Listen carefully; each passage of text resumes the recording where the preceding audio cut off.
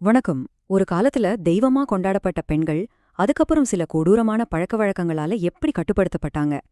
இந்தியால பெண்களோட நிலைங்கிறது உண்மையிலே ஏற்றமும் இரக்கமும் நிறைஞ்ச ஒரு ஆச்சரியமான கதை. அந்த அடக்குமுறையிலிருந்து உரிமைக்கான நெடிய பயணத்தை தான் இன்னிக்கு நம்ம பார்க்க போறோம். வாங்க, இந்த பயணத்தை நாம 5 முக்கியமான கட்டமா பிரிச்சு பார்க்கலாம். முதல்ல, காலப்போக்குல பெண்களோட நிலை எப்படி ஏறியும் இறங்கியும் இருந்துச்சுன்னு பாப்போம். அப்புறம் அந்த இருண்ட காலத்திலிருந்து நம்ம சீர்திருத்தவாதிகள் எப்படி ஒரு புது விடியலை கொண்டு வந்தாங்க, அந்த சீர்திருத்தங்கள் எல்லாம் எப்படி சட்டமா மாறுச்சுன்னு ஆராய்வோம். கடைசியா, இன்னைக்கு நாம எங்க நிக்கிறோம், இந்த புரட்சி உண்மையிலே முடிஞ்சிடுச்சானும் அலசி பார்க்கலாம். நம்ம கதையோட முதல் அத்தியாயம் காலத்தோட ஏற்றத்தாழ்வுகளை பத்தி தான். பெண்களோட நிலை எப்போதுமே ஒரே மாதிரி இருந்ததில்ல. ஒரு காலத்துல கிடைச்ச மரியாதை இன்னொரு காலத்துல எப்படி சுத்தமா காணாம போச்சு, வாங்க பார்க்கலாம். யோசிச்சு பாருங்க. ஒரு பக்கம் சங்க காலத்துல ஔவையார் மாதிரி பெண் புலவர்களை நாம கொண்டாடணும். வேத காலத்தோட தொடக்கத்துல பெண்களுக்கு சம உரிமைகள் இருந்துச்சு.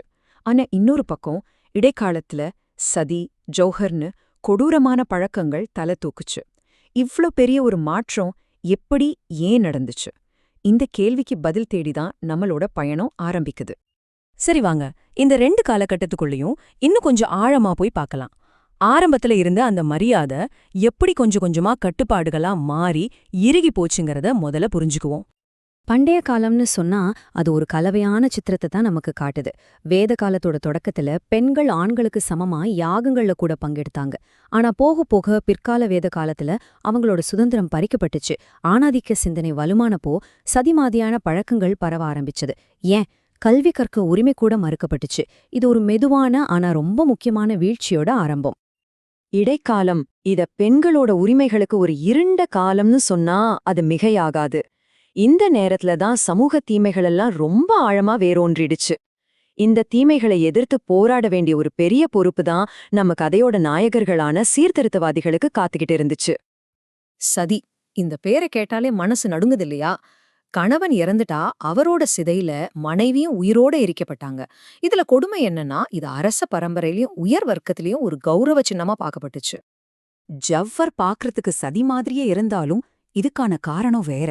போர்ல தோத்து போன ராஜபுத்திர வீரர்களும் அவங்களோட மனைவிகளும் மகள்களும் எதிரிங்க கிட்ட சிக்கி அவமானப்படக்கூடாதுன்னு நினைச்சாங்க. அதனால பெண்கள் எல்லாரும் ஒன்னா சேர்ந்து கூட்டா தீயில இறங்குனாங்க. இது மானத்தை காப்பாத்திக்க நடந்த ஒருவிதமான கூட்டுத் தற்கொலை. அடுத்தது பெண் சிசுக்கொலை. ஒரு பெண் குழந்தை பிறந்தா அது ஒரு பாரமா நினைச்சு பிறந்த உடனேயே கொல்ற கொடூரம் இந்தியாவோட பல பகுதிகள்ல இருந்துச்சு. இது நம்ம சமூகத்தோட மனநிலையையே கேள்விக்குள்ளாக்குன ஒரு பெரிய பிரச்சனை. இப்படிப்பட்ட ஒரு இருந்த சூழ்நிலையில தான் நம்ம கதையோட ஹீரோஸ் வராங்க. ஆழமா வேர்விட்டு போன இந்த பழக்க வழக்கங்களுக்கு எதிரா தைரியமா சவால் விட்ட சமூக சீர்திருத்தவாதிகள். இந்த இருட்டை கிழிச்சிட்டு வந்த முதல் வெளிச்சம் யாருன்னு கேட்டா அது ராஜாராம் மோகன் ராய் தான். அவரை இந்திய சமூக சீர்திருத்தத்தோட தந்தைனே சொல்லலாம். ராஜா ராம்மோகன் ராயோட அணுகுமுறை ரொம்பவே வித்தியாசமானது. அவரு சும்மா தெருவில இறங்கி போராடல, ரொம்ப புத்திசாலித்தனமா வேலை செஞ்சார். சதிங்கிற பழக்கத்துக்கு மதத்துல இடமே இல்லைன்னு வேதங்கள்ல இருந்தே ஆதாரங்களை எடுத்து வச்சு வாதிட்டார். அவரோட அறிவுபூர்வமான வாதங்களும் ஓயாத பிரச்சாரமும் ஆங்கிலேய அரசாங்கத்தையே அசைச்சு பார்த்துச்சு. அதோட விளைவுதான் 1829ல சதி ஒரு தண்டனைக்குரிய குற்றமா அறிவிக்கப்பட்டது.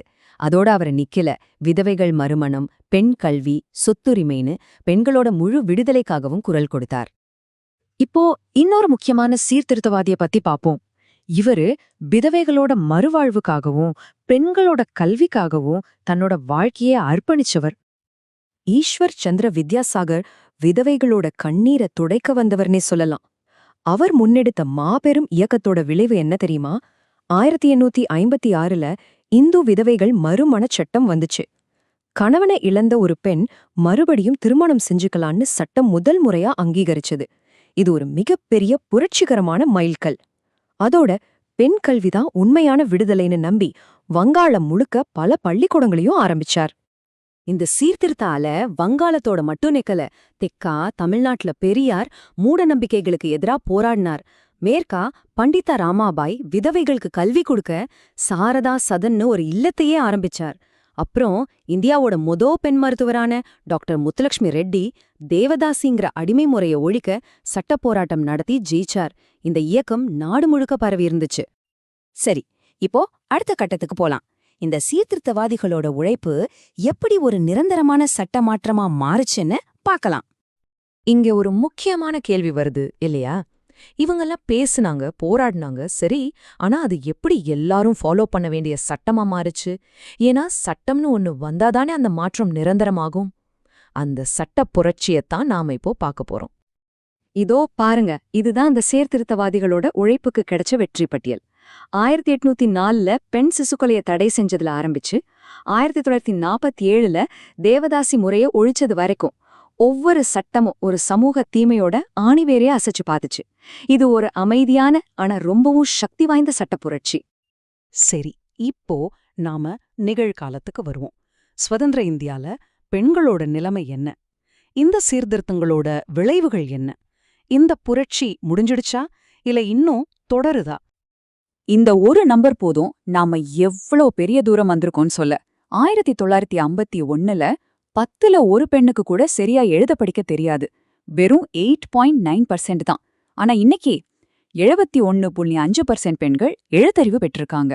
கல்விங்கிறது வெறும் எழுத்து இல்ல, அது சுயமரியாதைக்கும் முன்னேற்றத்துக்குமான ஒரு திறவுகோல். சுதந்திர இந்தியாவோட அரசியலமைப்பு சட்டம் ஆணும் பெண்ணும் சமம்னு ரொம்ப தெளிவா சொல்லிருச்சு. இதனால என்ன ஆச்சு? இன்னைக்கு பெண்கள் கல்வி, அரசியல், மருத்துவம், அறிவியல்னு எல்லா துறைகள்லயும் கால் பதிச்சிருக்காங்க. அது மட்டும் இல்லாம திருமணம், சொத்துரிமைன்னு எல்லாத்திலயும் அவங்களுக்கு சம உரிமை கொடுக்கற சட்டங்களும் வந்து அவங்களோட சமூக நிலைய இன்னும் வலுப்படுத்தியிருக்கு. நிஜமாவே நாம ஒரு பெரிய தூரம் பயணம் பண்ணி வந்திருக்கோம். கட்டுப்பாடுகளோட சங்கிலிகளை உடைச்சு உரிமைகளோட உலகத்துக்குள்ள நுழைஞ்சிருக்கோம். சட்டமெல்லாம் மாறிடுச்சு, முன்னேற்றத்தையும் நாம பாக்குறோம். ஆனா மனசளவுல நாம முழுசா மாறிட்டோமா? உண்மையான சமத்துவங்கிறது சட்ட புத்தகத்துல இருக்கிறது மட்டும் இல்ல, அது நம்ம அன்றாட வாழ்க்கையில தெரியணும். அந்த முழுமையான சமத்துவத்தை அடைய நாம ஒவ்வொருத்தரும் இன்னும் பயணிக்க வேண்டிய தூரம் கொஞ்சம் மிச்சம் இருக்கு.